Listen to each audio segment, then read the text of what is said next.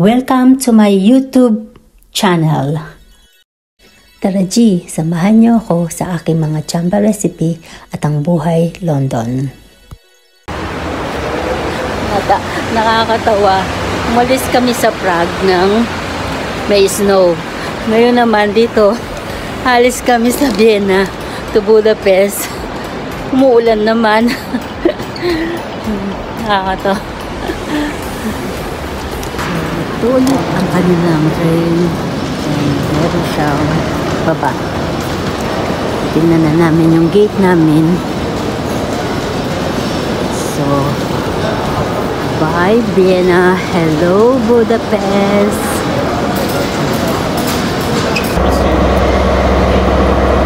So, we are waiting our train. Ito. Ayan, dito ang kanilang. Sila nagka-coffee na 10:27 Travel by train Vienna to Budapest. It's almost 2 hours and a half. That is the fast train. The other is like 3 hours and a half. Ito yung VIP ticket na maluwag yung ano nila. So doon kami. Doon. Yan, dito to Budapest. Yan ang aming train. Ayan si Jai sa tabi ng bintana. At nag-iisa lang siya single. Doon yung VIP. Yan, mas maluwag ito kasi yung from yan, Sandy.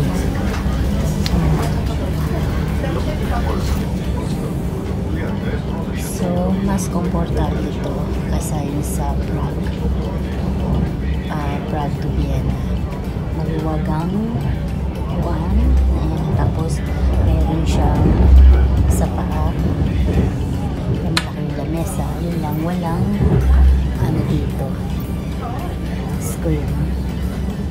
Pero okay. Ano siya? Tapos si Jaya.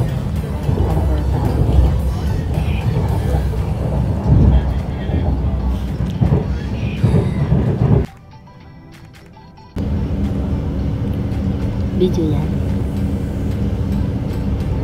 If you are a nature lover, may enjoy mo ang pag-travel by train. Ang gandang pagmasdan ng landscape kasi napaka green at luntian ng paligid. Bali, humihinto nga pala itong train na ito, kaya medyo long hours itong biyahe naming ito. Kaya nanood ako ng Korean drama, pampalipas ng oras sa ating biyahe. Mas cheap kasi ang ticket ng train pag long hours ang travel time. Just a quick tour sa toilet ng train. So this is the toilet. The same. Yan, tingnan lang siya. Sink, towel, trash can. Love. Okay. Let's set the window. FYI, if you're planning to travel the imperial cities of Europe, you can do it London to Prague by airplane, and then Prague to Vienna, Vienna to Budapest, travel by train, and then to go back to London, Budapest to London by airplane. Or you can do it the other way around. Saan ka makakahanap ng mas murang flights at train tickets. At heto na nga, welcome to Budapest. Nandito na kami sa Central Station ng Budapest. Si Andy, yun ang sinakyan namin. So, dito na kami. Ayan ang sinakyan namin. Nasa Budapest, Kellen Fall na kami. So, mag-elevator kami.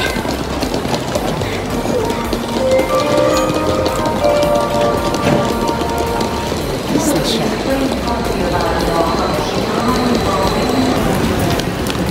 Yan, 2 days. Ito is station nila.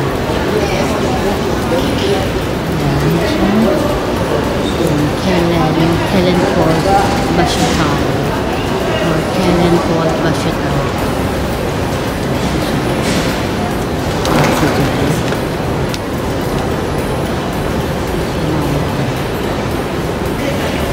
Hindi pala yung din. Ito pala kung ano nila dito. Ang city. Yung pang National Rail. So, ayan. Kukuha siya na 24 hours. 72 hours travel card. 24 hours group. Ayan na ako, 24 hours group, Budapest.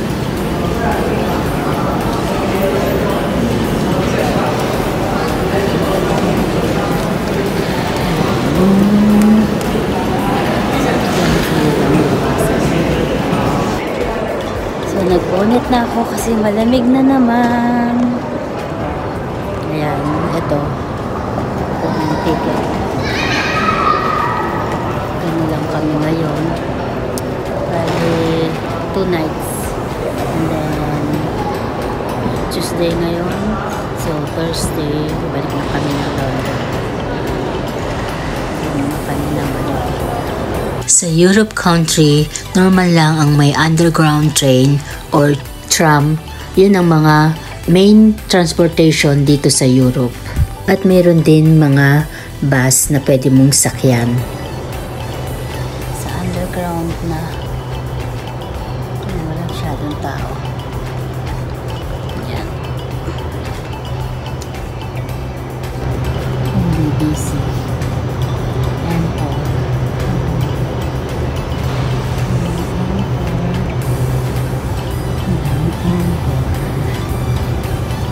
Si Andy.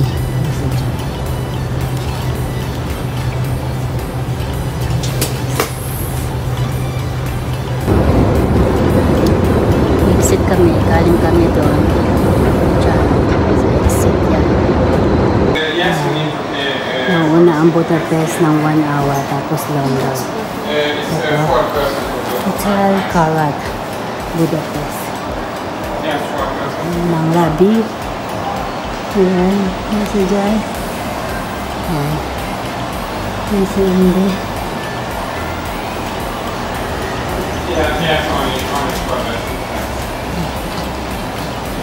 May pa-wood. Ito ba to? Ah, plastic lang. Okay. Naghintay pa kami doon sa lobby kasi 2 o'clock ang check-in time namin dito sa Karat Hotel. Mas okay itong hotel na pinag-instayan namin dito sa Budapest. Unlike sa Vienna, hindi ko masyadong gusto. Pero sa katulad namin na nagtitipid, pwede nang pagtsagaan yun ng pinag-instayan namin sa Vienna. Medyo malaki ang kanilang bathroom. Ayan, makikita mo naman na malinis din at mayroon mga toilet accessories na free. Ang wardrobe at security box sa mga important document mo. 3 single beds ang room na ito. And of course, coffee is life. Free lang yan. Meron din na binabayaran nandoon sa fridge. Merong drinks at mga chichirya. Ito na naman si ako. Nag-video na naman ako ng 360 degree na ang front ang aking face. Ang window view namin. Yan, meron parang Hungarian specialties. Pickles and salad na restaurant. Yan. Yan ba may kebab, panino, falafel, gyros. So malapit lang pala dito pag nagutom ka. Ayan.